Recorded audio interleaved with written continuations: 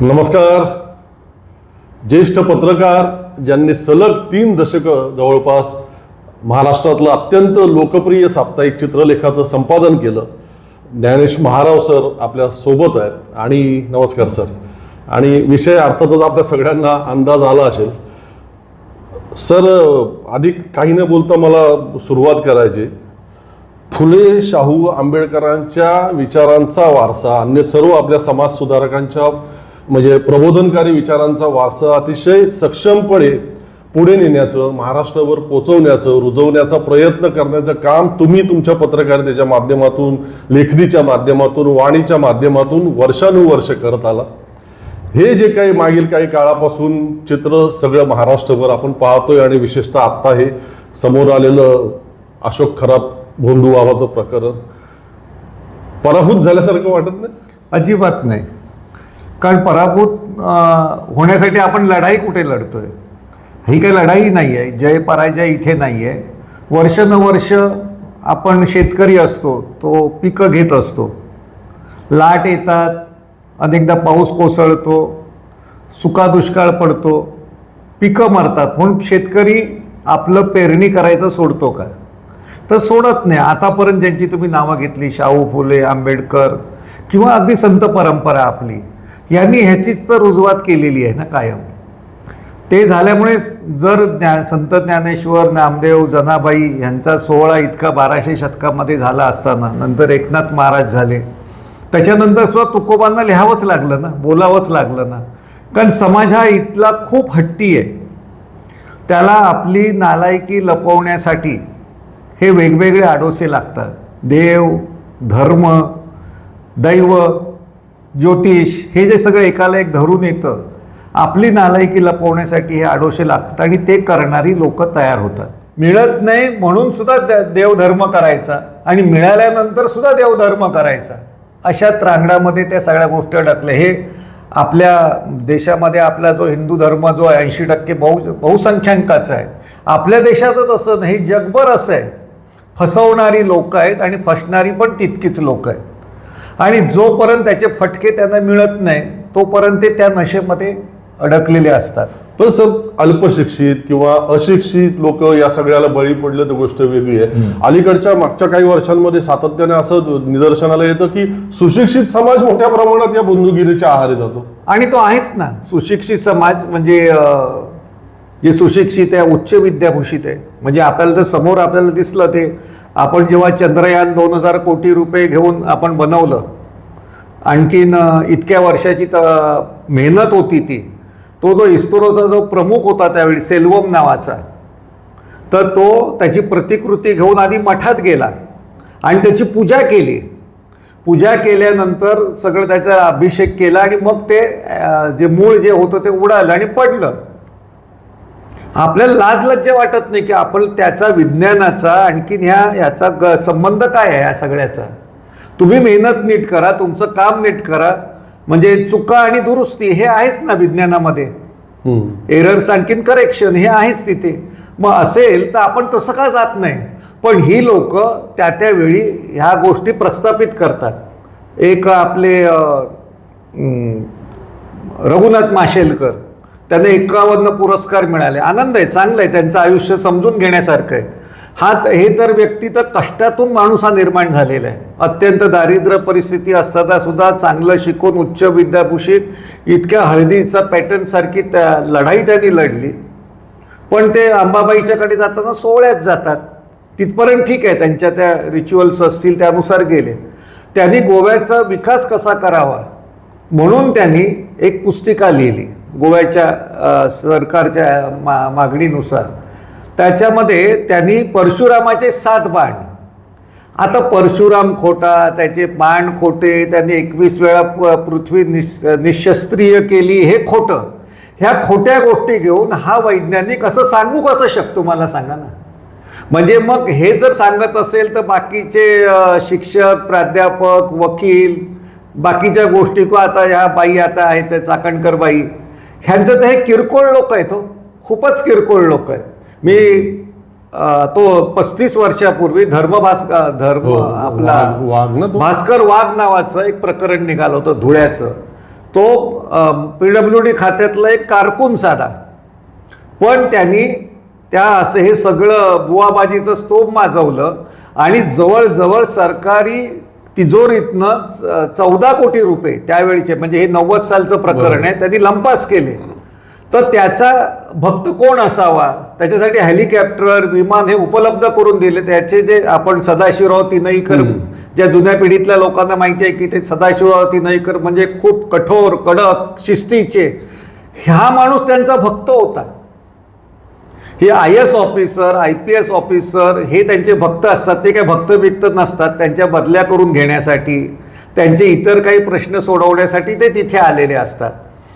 किंवा हे अनेक आता कुली पिक्चरमध्ये त्या ह्याला लागलं खूप आपल्या अमिताभ बच्चनला, आणि तोपर्यंत हा मुंबईचा जो प्रभादेवीचा सिद्धिविनायक, त्याला काय फार लोक जात नव्हती. तो लवर्स पॉइंट होता, चांगली शांत जागा होती, लोक तिथे यायची बसायची, चांगलं दर्शन व्हायचं. पण कुली पिक्चरमध्ये काय नवस केला होता, त्यांनी केला होता का त्याच्या बायकोनी केला होता माहिती नाही, पण तो केल्यानंतर मग तो फेडण्यासाठी तो आला. नंतर आता त्यांनी ते काय ABC काय त्यांनी काढलं होतं, त्याच्यामध्ये तो खूप लॉस झाला त्या कंपनीमध्ये. तर 200-250 कोटी रुपये ते त्याचं कर्ज निवारण करण्यासाठी त्यांनी नवस केला होता. आणि तो मग नंतर 22 किलोमीटर म्हणजे त्याच्या बंगल्यापासून जुहूच्या ते प्रभादेवीपर्यंत तो चालत आला आणि त्याच्यानंतर चौपट गर्दी झाली. तर ही लोक सेलिब्रिटी किंवा सचिन तेंडुलकर किंवा अजून ते बाकीचे काही लोक जे सत्यसाईबाबाला, हे मंत्री लोक पण जातात. म्हणजे PK सावंत, शंकरराव चव्हाण तर त्याच्यात म्हणजे भक्तांमधला तो डॉन होता असं म्हटलं पाहिजे. कारण ते तर घरी आणून त्याची पाद्यपूजा करायचे. किंवा अजून नरसिंहराव, अशोक चव्हाण, ही लोक होती. हे लोक खरंच अध्यात्म पाळतात का? भक्ती खरी असते का?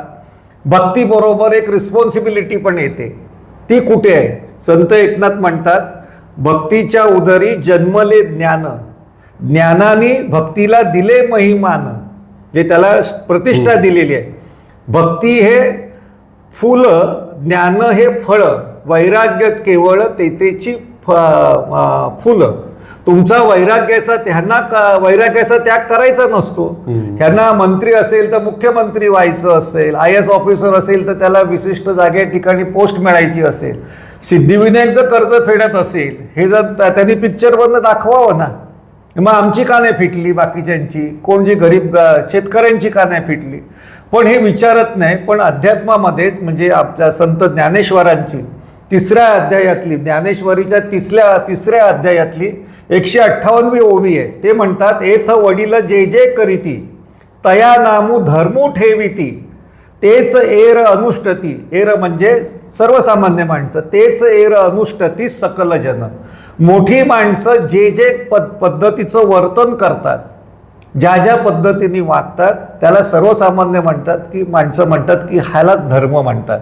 आणि त्या धर्माचं आचरण करण्याचा बाकीचं सर्वसामान्य माणसं प्रयत्न करतात. तर हे करताना त्यांचं होतं काय की मोठी माणसं वागतात ते उगाचच जातात का? त्यांना काहीतरी अनुभूती आली असेल ना, आणि हेही सांगतात की मला अनुभूती आली आहे. आता आपण मध्यंतरी बऱ्याच नटनट्या ते सांगत होते ना, स्वामी समर्थांनी मला अमुक अमुक केलं, स्वामी समर्थांनी मला तमुक केलं. एक ते नटी आहे त्या मॅडम, त्या जोशी मॅडम, त्या म्हणाल्या की 4थ्या माळ्यावरनं उडी मारली तर स्वामी मला वाचवतील. अरे कसं वाचवतील? तंगड्या तुटतील ना तुमच्या. एक कुठली तरी नटी म्हणते की मी ह्याला माझ्या मुलीचं ॲडमिशन मी भरायला गेली पण टॅक्सी नाही मिळाली, अमुक नाही मिळाली. 3:30 वाजल्याला तो ॲडमिशनचा एंट्री फॉर्म बंद झाला होता, म्हणजे द्यायचा भरायचा. पण तरीसुद्धा नेमका सर्व्हर बंद असल्यामुळे मला 4:30 वाजता मी तो अर्ज भरला. हे स्वामींनी त्या सर्व्हर बंद करून ठेवला होता. असली मूर्ख माणसं, त्यांचा आपण आदर्श. हे नट नट्या, ते सेलिब्रिटी, त्यांना हंड्या फोडायला 1-1 लाख रुपये देतात. ह्या सगळ्यांनी कधीतरी भक्तीचं मूळ सूत्र आहे ते वाचलं पाहिजे. ज्ञानेश्वरांनी तुम्हाला किती रिस्पॉन्सिबिलिटी दिलेली आहे. ह्या तुलनेत आपल्या रुपाली चाकणकरबाई खूप किरकोळ आहे. त्यांनी पदाचा गैरवापर सुद्धा केलेला आहे. मी सांगतो, तो जो ट्रस्ट आहे तो श्री शिवनिका संस्थान ट्रस्ट मिरगावचा सिन्नरचा, त्याच्यामध्ये त्या ट्रस्टी म्हणून नाव आहे इथपर्यंत मला मान्य आहे. पण त्याच्या खाली त्यांनी स्वतःचं पद का लिहिलेलं आहे? अध्यक्ष महिला काय ते आयोगाच्या अध्यक्ष, काय संबंध आहे? तुम्ही भक्त म्हणून तिथे गेलात ना. मग तुम्ही आता तुम्हाला का गेला तर लोकांनी तिथे पैसे द्यावे. हा कॅप्टन लावतो. दुसरा एक पोफळे नावाचा कोणी आहे सीए, तर त्यांनी ललित पोफळे, तर त्यांनी सीए म्हणून लिहिलं आणि ते पण पुढे लिहिलं. आपण साधारणपणे सीए BA MCOM बाजूला शेवटी लिहितो, शेपटाकडे लिहितो. तर त्यांनी हा मुखवटा घातला त्याचा. मला म्हणायचंय लोकांना फसवून, इथे सीए आहे, इथे कॅप्टन आहे, काय युद्ध करायला जायचंय? तर ही लोक फसवतात, फसगत करतात. आणि इतकी यांची मजबुरी लाचारी का की तुम्हाला देव धर्म संस्कृतीची हत्यारं घ्यावी लागतात? तुमच्याकडे स्वयंप्रज्ञेने स्वयंस्फूर्तीने कामातून तुम्ही निर्माण का होऊ शकत नाही? तर लोकांनी जिथे जिथे हे जातील तिथे तिथे भानगडे असं समजा. कारण का होतं माहिती, ही लोक निर्लज्ज असतात, मोकळी होतात, त्यांना काही फरक पडत नाही. देवदेव म्हणतात, पण आता तो अनिरुद्ध बापू आहे, त्यांनी तर सुप्रीम कोर्टात जाऊन सांगितलं ना, लोक मला देव म्हणतात ते चुकीचं आहे, मी देव नाहीये. का? त्याच्या आता प्रकरण सगळे अंगाशी आलेली असतील. स्वतःच्या देवासारख्या मूर्ती बनवताना त्याच्यावरती अभिषेक करून घेताना लाजा वाटल्या नाहीत का यांना? बरोबर. आणि आता सुप्रीम कोर्टामध्ये का देव आहे ना, मग त्याचं मग उत्तर दे म्हणून लोक सांगतील. आता वर्षानुवर्ष तुझं पूजापाठ केल्या, श्रीराम श्रीराम 100 वेळा लिहून त्याच्यात चपला बनवायच्या, त्याच्यावरती पाणी टाकायचे, हे धंदे तुम्ही आम्हाला सांगितले. मग आता देव आहे तो वाद देवासारखा. तर ते भीती वाटते यांना, कारण आता खाल्लेलं ते बाहेर येणारच, त्याच्या तांगड्या त्याला जात चालता येत नाही. त्याला जर उभं राहायला आज काठी लागत असेल, तो तुमच्या जीवनाचा आधार कसा होऊ शकतो? एवढं जर आपल्याला जर कळत नसेल ना, तर जन्म माणसाचा घेऊन काय आपण उपयोग झालेला नाहीये. तर मला असं वाटतं की ही जी लोक जी ज्या पद्धतीने वागतात ती चुकीचं आहे, पण सगळ्यात बदनाम ते भक्त मंडळी होतात. आज जे जे त्या ह्याच्याकडे गेलेले असतील, त्या खराच्या सत्संगामध्ये, त्या प्रत्येक बाईकडे, प्रत्येक मुलीकडे लोक संशयाने बघणार. बरोबर. हेच आसाराम बापूच्या बाबत झालं होतं. त्यांनी 2 पोरींवरती बलात्कार केला, पण त्याच्या लाखो समाजातल्या बायकाच्या ह्याच्याकडे लोक वेगळ्या नजरेने बघतात. म्हणून मी परत परत सांगेन, ह्याच्या आधीही सांगितलेलं आहे, सत्संग नावाचा वाईट बाजार दुसरा नाही. तुम्हाला जर वाटत असेल, देवाचं नाव घ्या, संतांचे पोथी वाचा. खूप संत परंपरा मोठी आहे, ज्ञानेश्वरांपासून तुकडोजी महाराजांपर्यंत मोठी परंपरा आहे. त्यांनी काय सांगितलेलं आहे, समाज प्रबोधन केलंय, तेवढं वाचा. वाचता येत नसेल तर दुसऱ्यांकडनं ऐकून तरी घ्या. त्यासाठी बुवा बापू हवपच्या नादाला लागू नका. हवपच जर मुलांवरती, तर नाव काय संस्थेचं? दुर्गा देवी. माझं म्हणणं, देवबिव काय करतात की नाही, यांच्या मागे देवाचे फोटो, जागृतस्थान. आता ह्याचं ते शिवलिंग काय, मला पुढे जाण्याआधी तेच विचारायचं होतं की तुम्ही टीव्ही मालिकेत स्वामी समर्थांची भूमिका करणाऱ्या एका कलाकाराच्या वेशभूषेवरनं काही वक्तव्य केली होती. तर तुम्हाला मला एक साधी गोष्ट, तुम्ही तुमच्या घरातल्या देवदेवतांचे फोटो आहेत ना सजवतात, बाहेरून तुम्ही त्याच्या कपडे घालतात. अरे मग त्याला घाला ना, ते उघडे नागडे फिरत असतील, ह्याला घालायला काय गरज आहे? परंतु त्यावरनं काही अंधभक्त, म्हणजे डोळस भक्त, खरे भक्त असतात, तर त्यांनी विचार केला असता स्वामी आणि ज्ञानेश्वर महाराज बघून घेतील. हे तुमच्यावरती चाल करून आले. काही नको जणू असं वाटलं काय माहितीये की स्वामी समर्थांनी त्यांना सुपारी देऊन माझ्याकडे पाठवलं होतं की काय, ते आपल्यासारखं जगले जीवन. आता या अशोक खरातनी सगळ्या त्याच्या कार्यालयांमध्ये सगळीकडे स्वामी समर्थांचे फोटो त्याच्या मागे आहेत. मग आता हे स्वामी भक्त काय करतात? नाही, ते म्हणतील ना स्वामींनीच हे केलं ना सगळं, उघडं ह्याला उघडा पाडला. ते असं कसं करताना वाटत? 4 बलात्कार झाल्यानंतर स्वामी जागृत होणार काय? 158 केसेस झाल्यानंतर स्वामी जागृत होणार काय? प्रश्न त्याचा नाहीये. हा माणूस हा बुद्धिजीवी प्राणी आहे. म्हणजे माणसाची व्याख्या अशी केली, माणूस हा सामाजिक, आणखीन बुद्धिजीवी प्राणी. आपण सामाजिक असतो, सोशल असतो, म्हणून एकमेकांना समजून घेतो. मला माझ्या अंगावरती जे आले, जे चिडले, त्यांच्याबद्दल मला वाईट, कारण ते आपलीच माणसं आहेत ना, सुधारतील. फक्त एवढं आहे की त्यांच्यावरती प्रसंग आल्यानंतर सुधारणा नको. हे प्रसंग ते डोळ्यांनी बघतील आणि तिथे काय होतं, मठ मंदिर बाकीची आहेत. आणि हे तुम्ही कोणी म्हणतील की ते मुसलमानांबद्दल काय, मुसलमानांचं घर मला काय साफ करायचंय? आज हा देश हा हिंदूंचा आहे, हिंदुस्थान आहे, 80% लोकांचा आहे. मला माझा धर्म साफ करून दे ना नीट. बरोबर. मला माझ्या धर्मातल्या वाईट परंपरा प्रथा आहे ते सांगायला पाहिजे. खरात त्यांच्याकडे असेल तर त्यांचे बघून घेतील. बरोबर. पण म्हणून काय खरातला सोडायचा का आम्ही? तो गणेश जगताप नावाचा आता नाशिकमध्ये आहे. मोठा प्रत्येक ठिकाणी आहे. आणि मला वाईट काय वाटतं माहिती आहे की जे स्कीमवाले असतात बघा, की ते 5 लाख रुपये भरा आणि 25 महिन्यामध्ये 25 महिन्यामध्ये 5 पट पैसे होतील. आता ते टोरेस काय ते प्रकरण झालं, करोडो रुपये लोकांचे फसले गेले. चायनीज मधनं काय ते खडे द्यायचे त्याचं. तर त्याची दुकानं मोठमोठी असतात, रंगवलेल्या पाट्या असतात. इथे खोटं चालतं हे पोलिसांना कळत नाही, माहिती असतं. एखादा फेरीवाला असेल, चुकीचं आहे फेरीवाल्याने बसणं पण त्या मजबुरीने करतो ना. जो कोण माणूस तो पोटासाठीच करतो. तो एखाद्याने जर दुकान एक कुठे टपरी उघडली तर 2-4 दिवसात पोलीसवाले, महानगरपालिकावाले किंवा अजून काही पथकं येतात आणि त्याच्याकडनं त्याला हैराण करून त्याच्याकडनं हप्ता देऊन ते चालू ठेवतात. मग असे दंडुके घेऊन त्या स्कीमवाल्यांकडे पण जात नाही. आणि असे बुवा बापू हे का नाही शोधू शकत? बरोबर.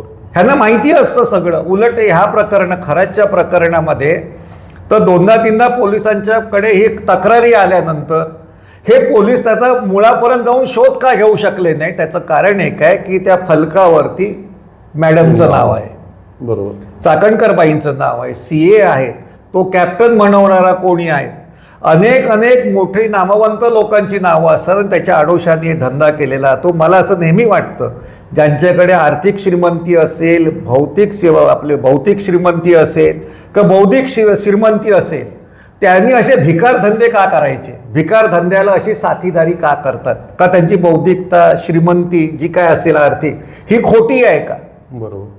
आपलं जर कर्तृत्वाने मिळवलेली गोष्ट चांगल्याच कामासाठी आपण जोडत का नाही?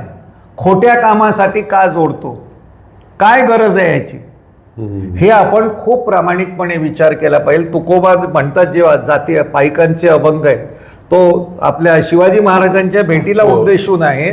तो काय म्हणतात ते खरंच आपण जर हे सगळे भक्त आणि संत काय म्हणवत असेल त्यांनी वाचलं पाहिजे कधी. स्वतःला भक्ती पंथामध्ये जे अडकून घेतात आणि त्यालाच धर्म म्हणतात, हा धर्म नाही, हे कर्मकांड आहे आणि ते तुम्हाला फसवणार आहे. तुकाराम महाराज म्हणतात शिवरायांची भेट झाल्यानंतर, जातीचा पाईक ओळखे पाईका, आदर तो एकामेका ठाई.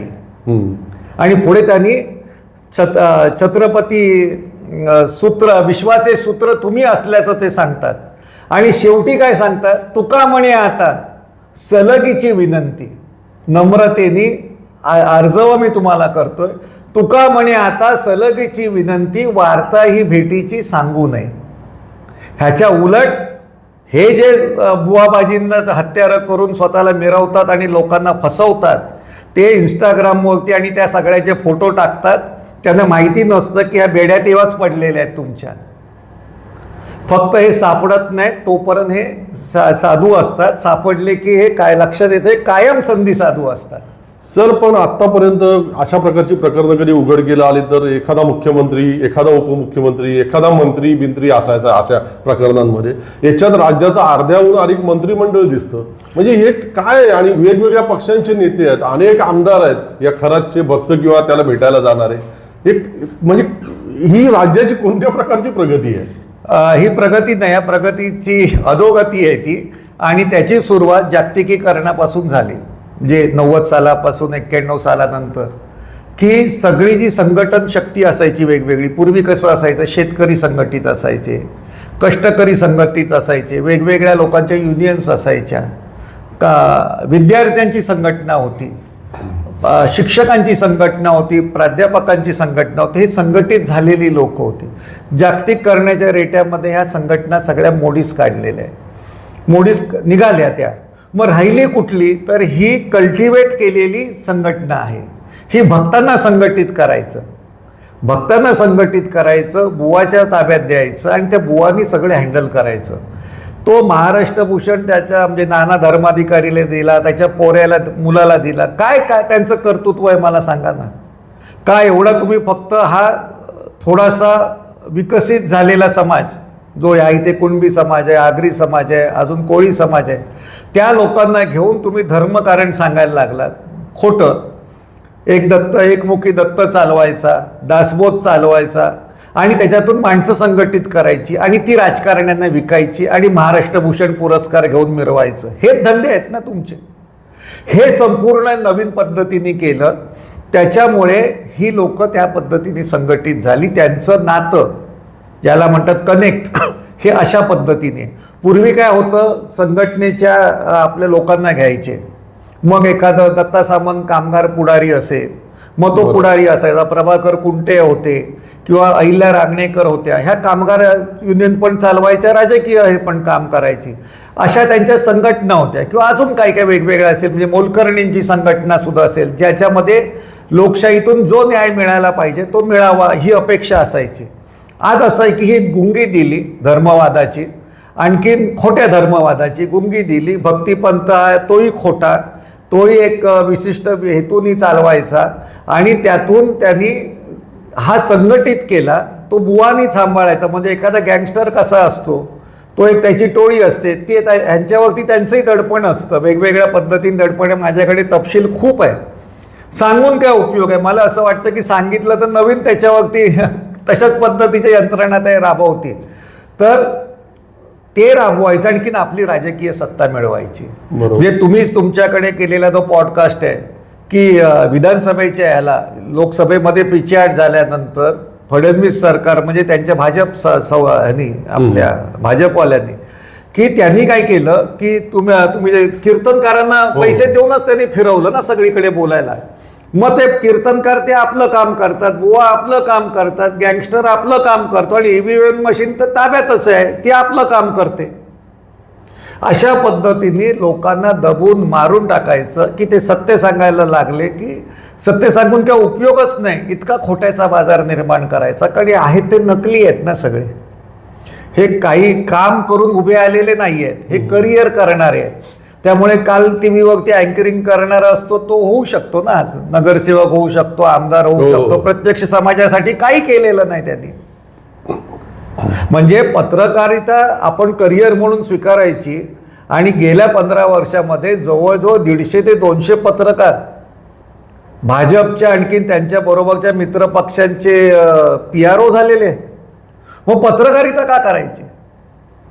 हे डॉक्टरी करणारे सुद्धा आता नट होतात, आणखीन राजकारणात जातात. मग डॉक्टरीची एक सीट मिळवायला किती त्रास पडतो, त्यासाठी काय काय करावं लागतं. मग ह्यांच्यात जर म्हणजे तिथे मालकाच्या इशाऱ्यावरती चालायचं आणि ह्यांनी मंत्र्यांच्या इशाऱ्यावरती किंवा सरकारच्या इशाऱ्यावरती चालायचं, काय चौथा खांब राहिला? तो पोकळ झालेला नाहीच आहे, तो खांब नेस्तनाबूत झालेला आहे. ही वाईट परिस्थिती आहे आणि ती लोकांनी समजून घेतली पाहिजे की आपण जे फुकट बघतो, फुकट जातो, खोटा आनंद मिळवतो, ह्याच्यातनं तुमचे प्रश्न सुटणार नाही, आहेत तिथेच राहणार. पण तुमची झुंड वापरून अनेक लोकांचं भलं होईल, त्याच्यातून ओळखी पाळखीने काही तुम्हाला नोकऱ्या मिळतील, अजून काही मिळतील. पण हे सगळं करून जर अभ्यास जास्त मुलांनी केला, बायकांनी, स्त्रियांनी, आणखी पुरुषांनी मेहनत जर केली तर त्याच्यापेक्षा 10 पटीने जास्त कमवतील. ही परिस्थिती आणि हे सांगायला पाहिजे ना आपण. बरोबर. आणि ते सांगितलं जात नाही. तो बुवा महाराजाला ते काय पडलेली नाही आहे त्याची बायको सोन्याने नटते, सजते, नाचते. बरोबर. मग तो ना त्याचे रील्स काढतात, लोकांना दाखवतात. आता ते पांडुरंग शास्त्रीच्या इथे स्वाध्यायामध्ये त्यांच्याकडे तर म्हणजे नोकऱ्या सोडून, बँकेच्या नोकऱ्या सोडून, प्राध्यापकाच्या नोकऱ्या सोडून, शिक्षकाच्या नोकऱ्या सोडून तिथे त्यांचे फुल टाइमर होते. बापरे. आणि त्यांना नोकरी सोडून 1.5 पगार ते द्यायचे. म्हणजे बँकेत तुम्हाला जर 60,000 मिळत असेल तर पांडुरंग शास्त्रीच्या ज्योती निर्मल तर्फे त्यांना 90,000 रुपये पगार मिळत होते. हा बाजार होता सगळा, आजही आहे तो. त्याच्यामधलाच आता जो आहे जो कोण किशोर व्यास आहे की नाही, म्हणजे आता पूर्वीचा किशोर व्यास, आता गोविंदगिरी महाराज, हा तिथे शिकलेला तत्वज्ञान आहे त्याचं. तिकडून हे पंडित बनवून आलेले. हे एक नाही, आतापर्यंत किती जण हेच चालू आहे. भास्कर वाघ पासून ते आपल्या कॅप्टन, ह्याचं मोठं रसरशीत पुस्तक होईल आणि लोक नालायक ऐकतील. म्हणजे मी राधा तो कृष्ण, जे तोही म्हणायचा ना आणि पाणी पाजायचा. ह्याच्यामध्ये तो मी नवेच नाटकामध्ये आचार्य अत्रेंनी एक प्रसंगच लिहिलाय ना राधेश्याम महाराजांचा. ती कशी, ती पूर्वजन्मीची राधा होती, तिच्या डोक्यावरचं ह्याच्या डोक्यावरची खूण म्हणजे तिने मारलेला दगड. हे राधाकृष्णाचं प्रेम करून त्या देवाची विटंबना, धर्माची विटंबना, भक्तीची विटंबना ती राहिली आपल्या जागी, पण आपली किती विटंबना होते. तर मुळात पुरुषांना वाटतं जे की नाही की सत्संगाला बाई गेली म्हणजे चांगल्या ठिकाणी गेली, मंदिरात गेली, मठात गेली म्हणजे चांगल्या ठिकाणी गेली, असं समजू नका. तिच्याबरोबर तुम्ही जा आणि बघा आधी पहिलं काय. बरोबर. आपण डॉक्टरकडे जाताना सुद्धा जर आपल्या बायकोला, बहिणीला, मुलाला काय तिचं वडील असेल, भाऊ असेल, आपला हे असेल, नवरा असेल, तो जातो ना आतमध्ये. मग खरातकडे तुमच्या बायका कशा सोपवत होता आणि तुम्ही खाली बाहेर ध्यानधारणाला बसलेले असतात. का घरात देव आहे, घरात पोटी वाचता येतील. काम केलं, काम हाच देव आहे. श्रम करा, अधिक पैसे कमवा, तुमच्या समस्या दूर करा. सोंगा ढोंगांकडे कशाला जायचं आणि ज्योतिषाकडे तर अजिबात मला जाऊ मला नका. तोच प्रश्न विचारायचा होता की या प्रकरणामध्ये ज्योतिष हे फार मोठं प्रश्न झालेलं आहे. कारण ज्योतिष भविष्य जाणून घेण्यासाठी मोठ्या संख्येने तिथे लोक यायचे. आपल्याला इतका मोठा वारसा म्हणजे संतांपासून समाज सुधारकांपर्यंत अनेकांनी सांगितलेलं आहे ज्योतिष कसं बोंदूगिरी आहे. कसं काय लोक त्यात फसत राहतात सर?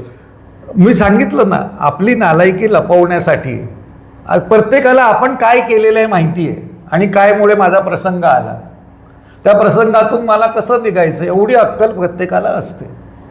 मुलं जन्माला घातलेली नसतात, परंतु लग्न झाल्यानंतर मुलं कशी जन्माला घालायची ते कळतं आणि सांभाळायची सुद्धा कळतं. बरोबर. जसं मातृत्व तुमच्याकडे येतं, पितृत्व तुमच्याकडे येतं, जबाबदारी समजतात, तसं माणूस म्हणून आपली जबाबदारी आपल्याला समजली पाहिजे. ती समजता येते, त्याचं भान असतं, पण आपल्याकडे बेफिकीरपणा असतो. आपल्या नालायकी लपवण्यासाठी आपण हे एक गोष्टी शोधत असतो.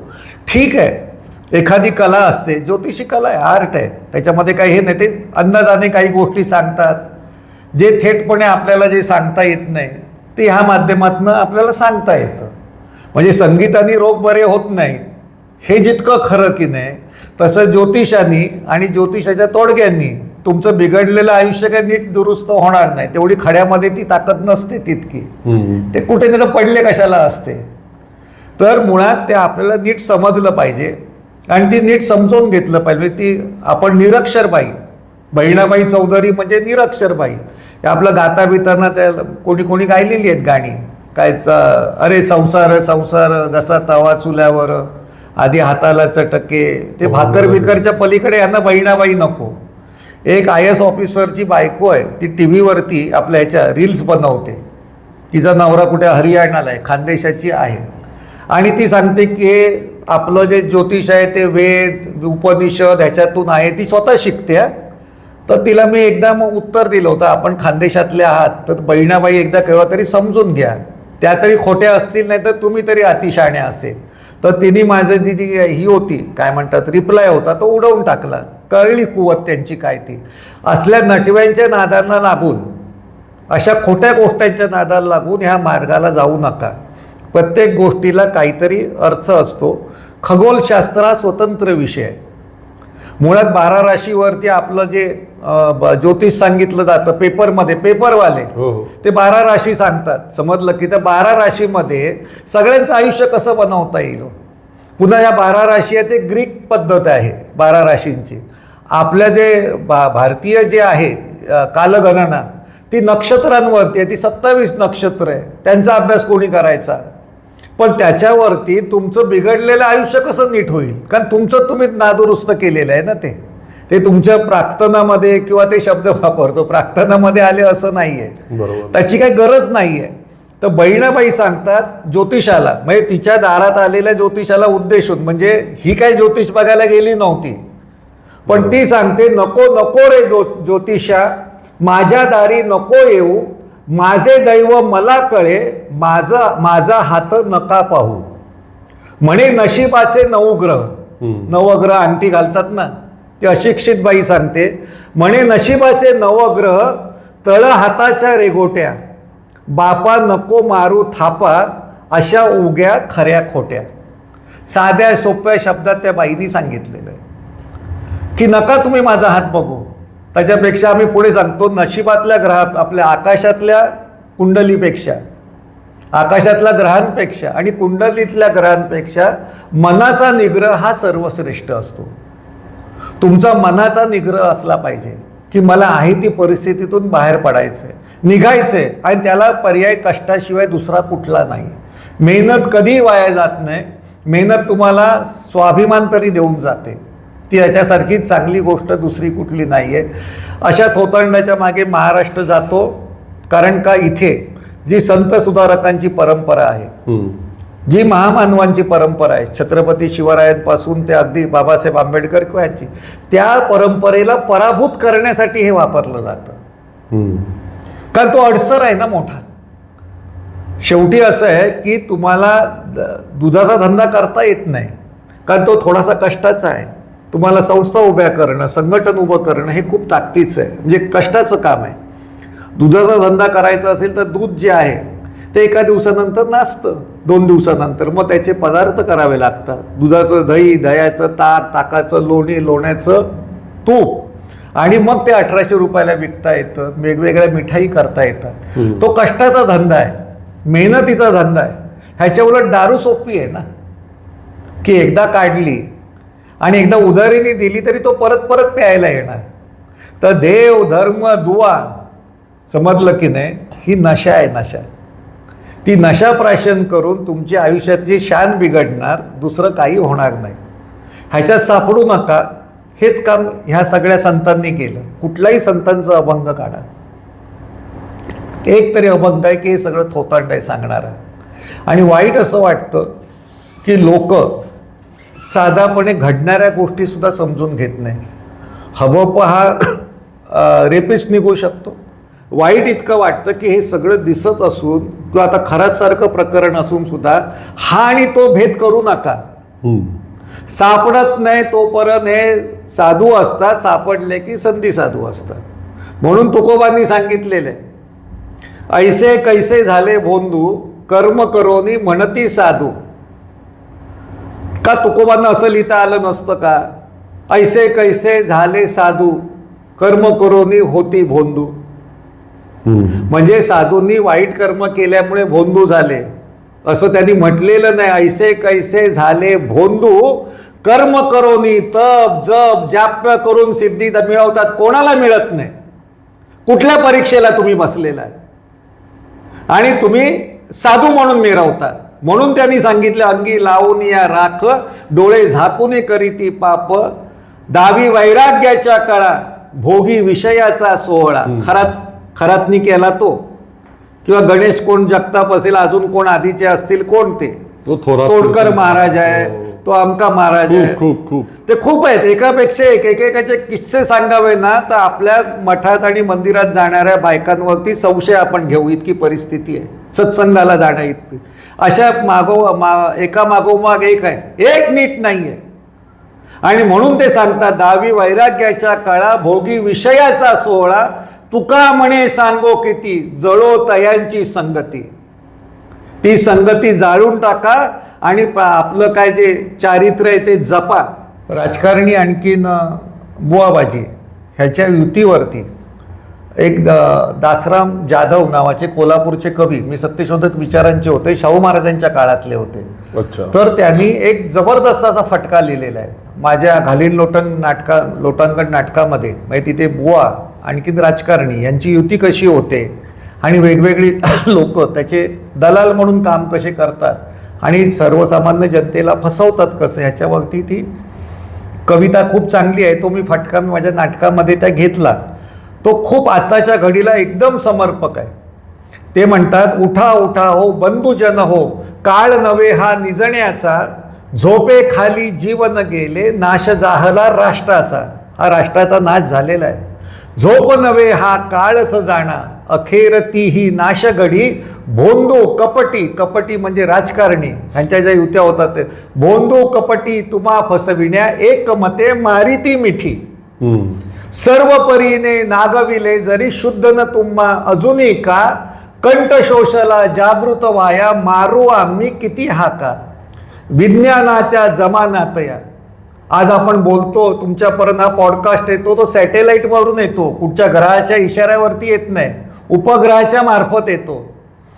तर त्यांनीच असं सांगितलं, विज्ञानाच्या जमान्यात या डोळे उघडून पहा कसे, अंधकार तो नसेच कोठे, झोप कशी हो येत असे. सर्व परीने नागविले जरी, शुद्ध न तुम्हा अजूनी का, कंठशोषला जागृत व्हाया, मारू आम्ही किती हाका. पुढे म्हणतात ते, देव दैव या अफाट थापा. हो. तुम्हाला देवाला प्रसन्न करीन, दैव तुमचं फिरवीन, तर देव दैव या अफाट थापा, पतनाची ती नशा असे. पतन होणारच आहे. आपल्या रुपाली चाकणकरांचं पतन झालेलं आहे, राहिलेल्यांचं नंतर होईल. समजलं ना. देव दैव या अफाट थापा, पतनाची ती नशा असे, बुद्धी पुढती सर्व फिके ओ, स्वादा विण पक्वान जसे.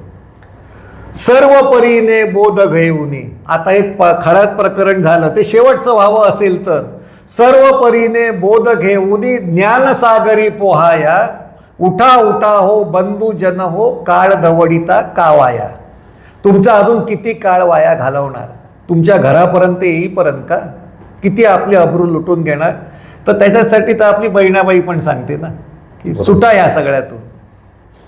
काय याच्यावरती बोलायची गरज नाही, विचार करा, चिंतन करा आणि त्या पद्धतीने आपली वर्तणूक ठेवा. सर, मी खूप खूप आभारी आहे. धन्यवाद. धन्यवाद.